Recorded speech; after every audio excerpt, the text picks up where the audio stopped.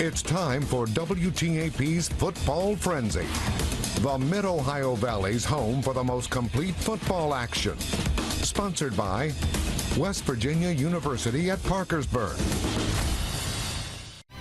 Good evening, everyone. Welcome to week number 9 of your Football Frenzy, brought to you by West Virginia University at Parkersburg. It was another busy slate of games in the Mid-Ohio Valley, and another exciting one at that. The games have gotten more and more important as we are hitting the stretch run. I'm Josiah Schuneman, joined alongside by Andrew Knoll. Good to have you here. A lot of fun action tonight as well. Absolutely, Josiah. It's always fun watching football this late in the season where everyone is putting their best foot forward. We're going to start with a matchup that had big implications in the Twin States League. Yeah, well, yes, it did. So tonight, the Warren Warriors looking to bounce back at home as they hosted the Fort Fry Cadets. So coming some momentum with 2 straight wins. Cadets sitting comfortably. We'll go right to the game as we have a touchdown from Eric Carr, who bounced it to the outside. He's into the end zone for the touchdown. Warren strikes first. They take an early 7-0 lead. Then it's Grady Heston sneaking it across to make it 7-6. On the ensuing Warrior drive, Seeley in the shotgun throws it through the seam for Landon Fairbanks, and it's nothing but green grass in front of him. Nobody will catch him as he takes it all the way to the house for a long touchdown. Warren extends their lead to 14-6.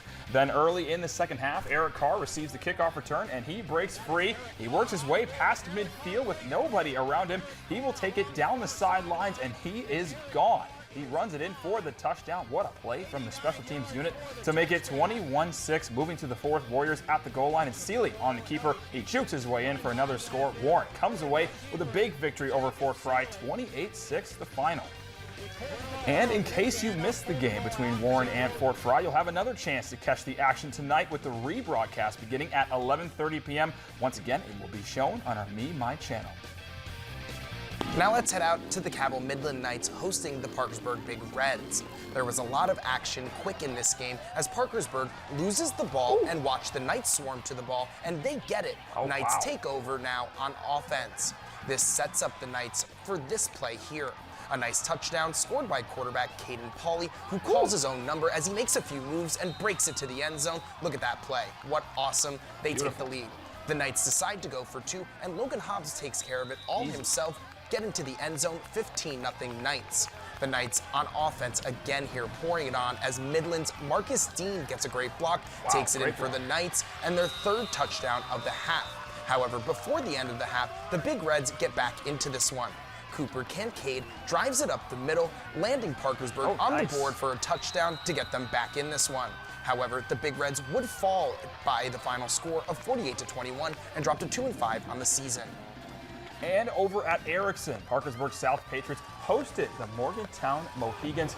And we're going to start with quarterback Colin Hayes. He's going to pass it over to Eli Bartley, and he tries to take it upfield before Carter Cooper is able to take him down. Then Bartley redeems himself, scoring a touchdown here. They do get the extra point to make it 7-0 with 7 minutes left in the second quarter. Then it's Morgantown's A.J. Thomas taking it up the field. Then he bounces it to the outside, and he will score a touchdown of his own. Yeah, making it 7-7 with 4 minutes left in the second quarter. Back and forth we go. Devon Forshee gets involved on this next play. Hayes finds him, and he catches the pass, cuts it back before being taken down for the stop. Yeah, pretty move there. And it's Maddox Twig now. He'll take the handoff and break free. He's able to get past everybody and works his way down the sidelines, but he will finally be caught by a Patriot defender. Not before, though. He picks up a huge game. And then Twig with another big play. He rolls out to his right. He'll tuck and run for the score. Morgantown ends up defeating Parkersburg South with a 28-14 score. Andrew. The Ripley Vikings were also in action tonight as they hosted the undefeated Herbert Hoover Huskies. The Huskies in the first quarter were playing the long game by sticking to the run, but a heavy rushing attack by Devin Silvis would help out Herbert Hoover early. The Huskies would strike first with a QB sneak by Matthew Hatfield to put them up 7-0 early in that one.